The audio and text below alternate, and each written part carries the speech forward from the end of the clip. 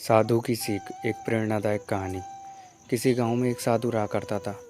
वह जब भी नाचता था तभी बारिश होती थी। इसलिए गांव के लोगों को जब भी बारिश की ज़रूरत होती तब यह लोग साधु के पास जाते और उनसे अनुरोध करते कि वह नाचे, और जब वह नाचने लगते तो बारिश ज़रूर होती थी। कुछ दिनों बाद 4 लड़के शहर से गांव में घूमने आए। जब उन्हें यह बात पता चली कि किसी साधु के नाचने से बारिश होती है तो उन्हें यकीन नहीं हुआ।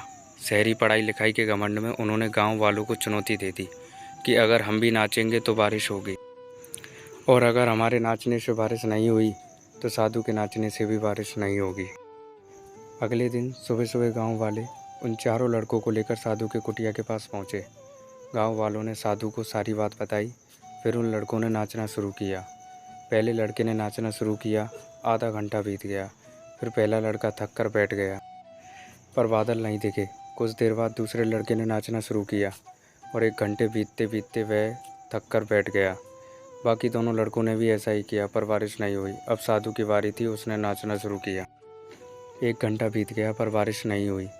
साधु फिर भी रुका नहीं, वह नाचता ही रहा। नाचते नाचते 2 घंटे बीत गए पर बारिश नहीं हुई, लेकिन साधु तो रुकने का नाम ही नहीं ले रहा था। धीरे धीरे शाम ढलने लगी।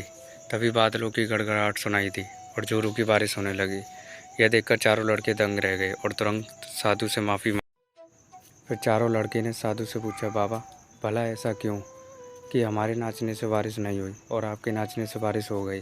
साधु ने उत्तर दिया, जब मैं नाचता हूँ तो 2 बातों का ध्यान रखता हूँ। पहली बात तो मैं यह सोचता हूँ कि अगर मैं नाचूंगा तो बारिश को होना ही पड़ेगा, और दूसरी यह है कि तब तक नाचूंगा जब तक कि बारिश ना हो जाए। सफलता पाने में भी यही गुण विद्यमान होता है। जिस चीज़ को करते हैं उसमें उन्हें सफल होने का पूरा यकीन होता है, और वह तब तक उस चीज़ को करते हैं जब तक कि उसमें सफल ना हो जाए। इसीलिए हमें सफलता हासिल करनी है तो साधु की तरह अपने लक्ष्य को प्राप्त करना होगा। तो दोस्तों, आपको यह कहानी साधु की सीख, एक प्रेरणादायक कहानी कैसी लगी?